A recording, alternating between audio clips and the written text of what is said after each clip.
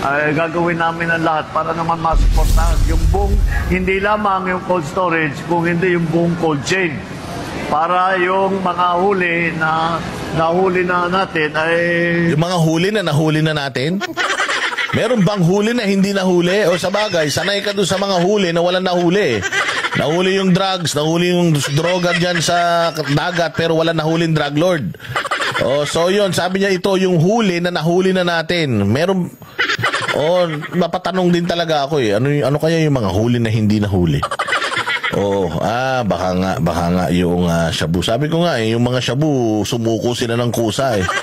Sa sobrang galing ni Bongbong Marcos. Sobrang galing nung war on drugs niya. Putya, kusa nang sumusuko yung mga drugs.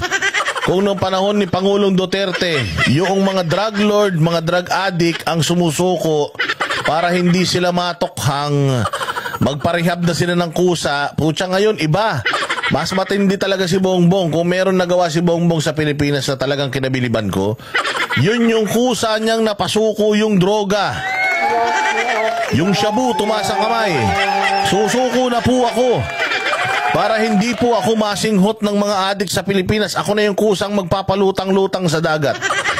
Ganyan. Kasi nga, katulad na sinabi niya, yung mga huli natin na nahuli na. O kasi meron siyang mga huli na walang nahuli. O, so